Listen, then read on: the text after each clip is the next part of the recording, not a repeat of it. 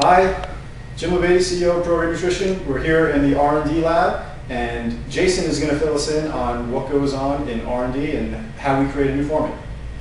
Jason? Well, really briefly, when we come up with the ideas for our formulas, we of course start with, very basically just start with the formula on paper. We have our basic idea of what we want as far as what the product itself is going to be, what the actives are, and what we're trying to achieve. So from there, once we have something on paper, we'll actually create a base here in research and development, and then flavor it from there. Okay.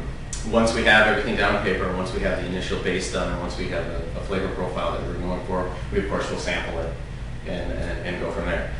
We've gone through a lot of revisions on a couple of projects, Yeah. so you know how it goes. So once we're to that point, once we have an idea down, once we have it in the initial phases, and once we've tested it, at least sensory and everything, then we can go to analytical testing, microbiological testing, things of that nature.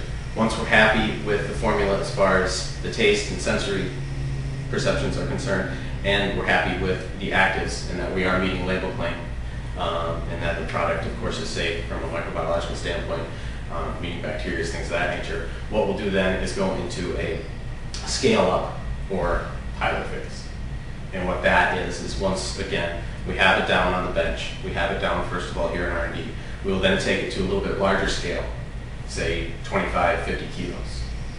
And from there, we'll taste it again, making sure that at least just sensory, it matches what we did on the bench.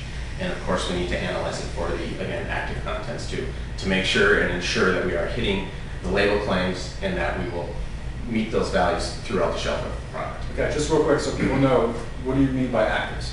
Active ingredients, let's say if you had a label and you were trying to target 100% RDI vitamin C. We need to ensure that we're hitting that level of vitamin C initially, and if the shelf life is a year, well, a year from now, it has to hit the 100% RDI vitamin C. There you go.